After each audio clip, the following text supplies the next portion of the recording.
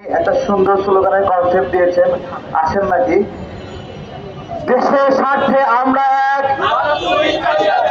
দেশের স্বার্থে আমরা এক, হিন্দু মুসলিম হয়েছে এক, হিন্দু মুসলিম হয়েছে এক, বৌদ্ধ খ্রিস্টান হয়েছে এক, পাহাড়ি বাঙালি হয়েছে এক, ভারত তুই আইসা দেখ। প্রিয় ভাই ও বন্ধুরা, বাংলাদেশ সম্প্রীতির দেশ হোক এটা ভারত কখনো চায়নি, এবং যখন আমরা এই সম্প্রীতি শক্তিশালী করি তখন ভারতের পেটে ব্যথা শুরু হয়ে যায়। আমাদের এই সম্প্রীতি সহ্য করতে পারে না, যেই কারণে তারা এই কাজগুলো করছে। দেখেন, বাংলাদেশ ভারত একটা বর্ডার লাইন দিয়ে দিয়েছে, দুই পাশেই দুইটা খাল আছে, একটা খালে মাছ পানির অভাবে ছটফট করছে, আরেকটা খালে মাছ পানিতে লাফালাফি করছে। এইরকম পানির উপর আগ্রাসন করছে ভারত নামে যে আমাদের প্রতিবেশী রাষ্ট্রটি। আমার কথা হলো যে পানির উপর যে আগ্রাসন, পানি আটকে রাখছো, যখন অতিরিক্ত বৃষ্টি হয় তখন সেই পানি আমাদের উপর কেন ছেড়ে দাও? আজকে যদি রাখো, একবারে কেন রাখছো না? তোমার যখন প্রয়োজন তখন একা একা খাইবা, যখন তুমি বিপদে পড়বা তখন আমাকে নিয়ে বিপদে পড়বা। এইটা কেমন কথা?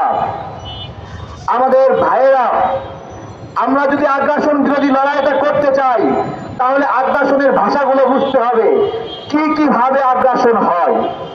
আমি গতদিন হাইকোর্টে একটা ক্যান্টিনে খেতে গেলাম, বললাম গরুর মাংস আছে কিনা, বলছে গরুর মাংস আমরা বেচি না। আপনাদেরকে একটা জিজ্ঞাসা করছি, ইউরোপ আমেরিকা যারা কিনা মুসলিম নয়, তাদের দেশে প্রত্যেকটা হোটেলে বিফ আইটেম পাওয়া যায় কিনা? এবং সেই বিফ আইটেম ইন্ডিয়ান হিন্দুরা রান্না করে কিনা? করে, রান্না করে।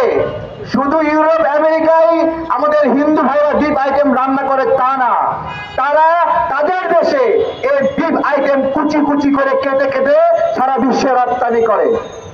শুধু আমার দেশে এখানে হাইকোর্টে বলতে পারে যে গরুর মাংস আমরা বেচি না। সুতরাং এই হিন্দুত্ববাদের যে ভূত, সেই ভূতটা এই হাইকোর্টের ভিতরে ঢুকে আছে। আমি যারা প্রথম আলোর সামনে গরু জবাই করার উদ্যোগ নিয়েছিলেন তাদেরকে অনুরোধ করি, হাইকোর্টের সামনেও একটা গরু জবাই করার উদ্যোগ নেন। ওরা গরুর মাংস কেন খাইতে দেয় না সেই প্রশ্ন আমি রাখছি। প্রিয় ভাইয়েরা, মিছিল হচ্ছে, মিছিলের আগে আমরা কথা বলছি আগ্রাসনের কথা। এইটা এই জন্য যে মিছিলে হয়তো আমরা কিছু স্লোগান দিতে পারবো, কিন্তু নাগরিক হিসেবে আমরা যারা ভারতের আগ্রাসনের বিরুদ্ধে লড়াই করি, আমাদেরকে আগ্রাসনের ভাষাটা শিখতে হবে। সেই ভাষা কে শেখাবে?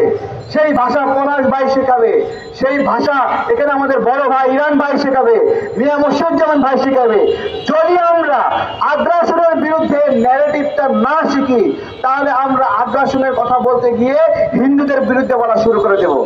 আমি যে গরুর মাংস খাওয়ার কথা বললাম, ওইটা কি হিন্দুদের বিরুদ্ধে বললাম নাকি আমার গরুর মাংস খাওয়ার অধিকারের কথা বললাম? বলেন, এইটা ভাই আমরা বুঝতে হবে। এইখানে ভারত যে ষড়যন্ত্রগুলো করছে, গতকালকে আমরা প্রধান উপদেষ্টার এখানে জাতীয় সম্মেলন হলো।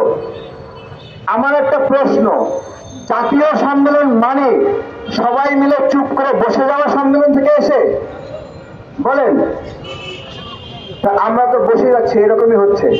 জাতীয় সম্মেলন হয়ে গেছে, জাতীয় ঐক্য হয়ে গেছে, আর কিছু করার প্রয়োজন নাই, তাই কি?